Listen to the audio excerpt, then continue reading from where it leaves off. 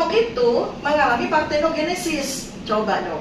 Partenogenesis itu adalah nyamuk betina itu mampu membuahi sel telurnya tanpa harus ada sperma. 3 itu.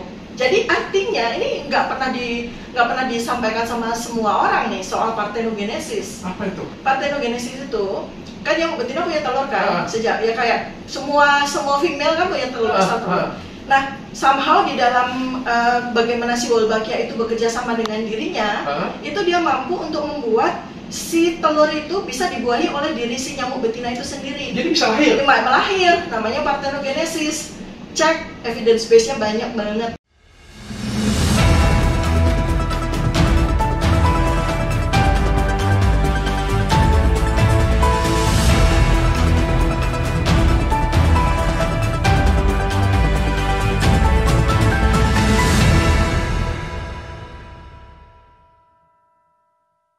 Kali Wolbachia itu ditemukan tahun 1924, 100 tahun yang lalu. Sudah lama ya? Sama seorang peneliti namanya Albert Wolbach. Pakai namanya. Makanya namanya si bakteri ini disebut Wolbachia pipiantis gitu kan. Simbiosis mutualisme dengan inang dia, saling membantu untuk tetap ada di muka bumi ini kan gitu. Terus yang saya sangat menarik dari si bakteri Wolbachia itu, dia itu ternyata memegang peranan dalam mengendalikan populasi si nyamuk itu sendiri atau serangga itu sendiri. Dia sama Tuhan yang Maha Kuasa itu somehow ya, itu ada di 50% serangga termasuk nyamuk. Dia itu ada, begitu kan? Naturalnya sudah ada? Iya, dan apa fungsinya sih? Dia itu ternyata kontrasepsi alami.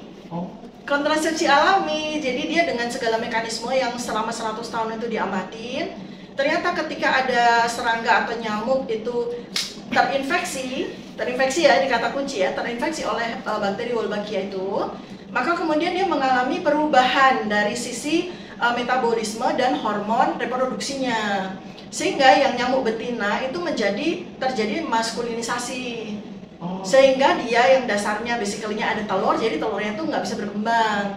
Jadi gitu. Mandul, tapi terjadi maskulinisasi ya. Kemudian ya? Terus yang nyamuk jantan itu menjadi terfeminisasi. Jadi begitu. Dia jadi nggak mau. Mereka jadi gay. Iya, nyamuk jadi gay. Nggak jadi gay ya? Kalau gay cowok dengan cowok ya. Dia nggak mau tertarik sama nyamuk betina lagi. Terjadi feminisasi, terjadi pelemahan sperma. Sehingga dia tidak mampu untuk membuahi nyamuk betina. Sehingga nggak punya keturunan. Satu lagi, si nyamuk itu mengalami partenogenesis. Coba dong. Partenogenesis itu adalah nyamuk betina itu mampu membuahi sel telurnya tanpa harus ada sperma. 3 itu. Jadi artinya ini nggak pernah disampaikan sama semua orang nih soal partenogenesis. Apa itu? Partenogenesis itu kan nyamuk betina punya telur kan, sejak ya kayak semua female kan punya telur asal telur. Nah, somehow di dalam bagaimana si Wolbachia itu bekerja sama dengan dirinya, itu dia mampu untuk membuat si telur itu bisa dibuahi oleh diri si nyamuk betina itu sendiri. Jadi bisa lahir? Melahir, namanya partenogenesis. Cek, evidence base-nya banyak banget. Jadi yang wanita punya telur bisa lahir sendiri telurnya?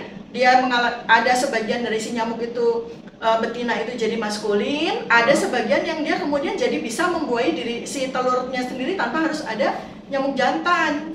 Artinya kalau kita mau berusaha untuk membuat si nyamuk itu jadi nggak ada gara-gara Wolbachia itu salah besar. Karena bisa jadi juga tambah banyak. Iya, karena ada partenogenesis. Itu namanya konsep metabolisme disturbance itu namanya adalah cytoplasmic incompatibility. Jadi nggak kompatibel lagi, itu yang bikin kemudian jadi kayak ada misalnya si nyamuk jantannya belum jadi gay tapi dia masih bisa membuahi, masih tertarik lah sama nyamuk betina. Tapi karena spermanya lemah, ya udah nggak bisa gitu. Dok, saya pernah tanya kayak gini ya. Ini kan nyamuk yang berwolbachia. Yang disuntikkan adalah diinjeksi di sini adalah nyamuk Aedes aegypti. Yang jadi sasaran. Sorry ya, pertanyaan saya bodoh ya. Kalau nyamuk di dunia ini kan ada banyak, ada di Indonesia ya. Ada Culex, ada Aedes aegypti, ada Anopheles ya. Itu mereka bisa kawin silang nggak sih? Kalau kawin silang sih sangat-sangat mungkin, karena ternyata udah tahu yang organisme lebih gede, harimau sama singa itu kan beda.